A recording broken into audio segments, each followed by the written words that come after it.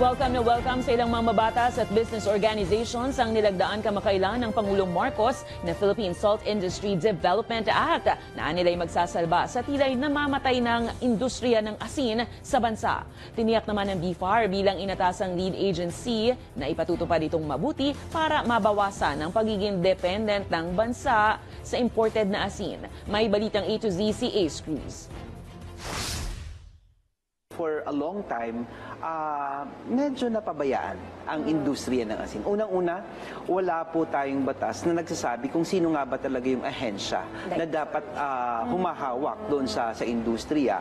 Tapos nandyan din po yung iba't ibang hamon ng mga kinaharap ng ating mga salt producers. Kakulangan sa sa siyasat or yung research, pagsasaliksik. So hindi po natin na-upgrade yung kanilang teknolohiya. Itong pag-amin ng Bureau of Fisheries and Aquatic Resources kasabay ng paglagda kamakailan ng Pangulo sa Philippine Salt Industry Development Act para buhayin umano at protektahan ang lokal na pag-aasin. Kulang daw sa makabagong kagamitan at research ang naturang industriya. Hindi rin daw totoo na nakatulong ang naunang naipatupad na asin law. Hamon din yung pagpapatupad ng isang batas, yung iodization ng salt, no?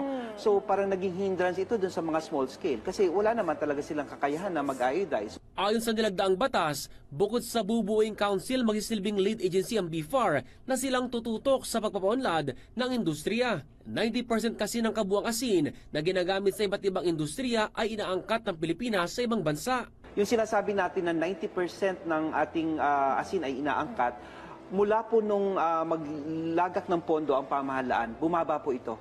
Sa ngayon po nasa 84% na lamang yung ating imported at nasa 16% tumaas po yung local production. So nakikita natin dito na kung talagang tututukan, mas talagang aangat yung industriya ng asin sa ating bansa. Ayon naman sa Agriculture Department, binabalangkas ng naturang batas ang roadmap na tututok sa pagpapalago ng salt industry. Na kung saan 50% will go to mechanization, 40% sa post-harvest, 5% sa extension, and then 5% doon sa tinatawag na research and development. So, it will take some time, of course. Hindi naman yan overnight na babalik yung sigla. Kumpiyansa naman si Senate Majority Leader Senador Joel Villanueva sa may tutulong ng batas sa local industry. Industry, considering that 93% of our domestic needs are being imported. So napakalaki niyan and may funds na para tumutok dyan, pati i-develop yan and at the same time to ensure na makikinabang ang ating mga kababayan.